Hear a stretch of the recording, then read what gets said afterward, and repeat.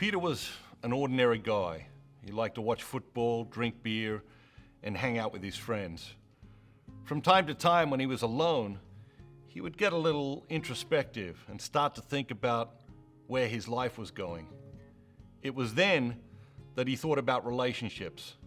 More specifically, he would wonder whether he would ever truly have a great relationship. He always concluded that he hoped one day he would. One thing Peter loved to do was people watch.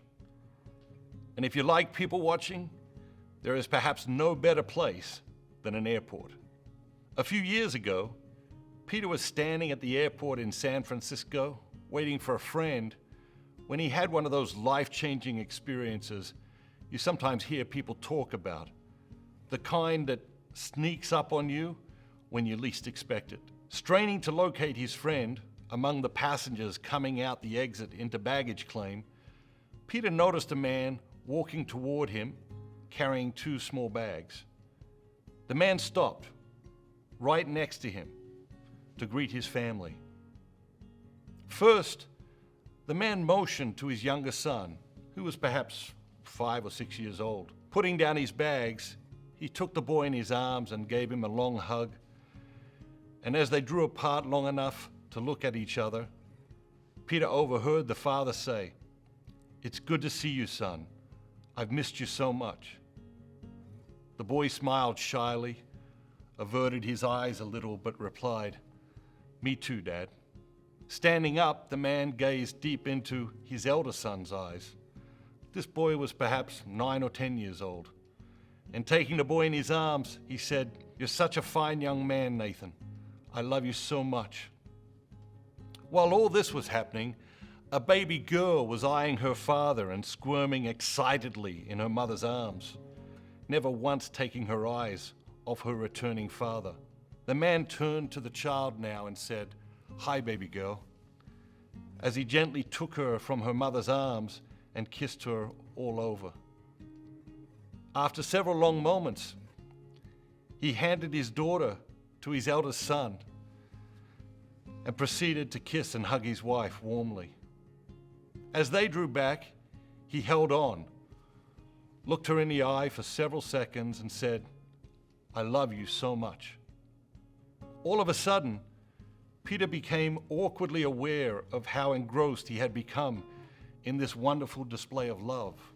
"How long have you been married?" Peter was amazed to hear his own voice asking.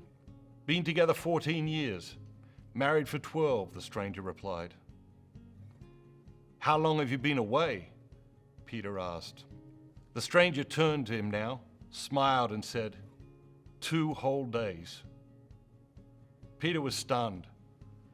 From the intensity of their greeting, Peter figured the man had been gone for weeks, but 2 whole days, he thought to himself, and smiled. He was a little embarrassed now, but hoping to end this intrusion with some semblance of grace, Peter said casually, "I hope my marriage is that passionate after 12 years. Suddenly, the man stopped smiling. He turned and looked straight into Peter's eyes with a forcefulness that burned, and he said something that left Peter a different man. He said, "Don't just hope, friend. Decide." And with that, the stranger picked up his bags and he and his family strolled off. Peter was still watching them disappear into the distance when his friend came up to him and said, "What you looking at?" Peter smiled and, without hesitating, replied, "My future." Great relationships don't come to those who hope for them. Hope is worthless unless coupled with real effort. Great relationships belong to those who decide to put in the effort and make them a priority. So don't just hope. Decide.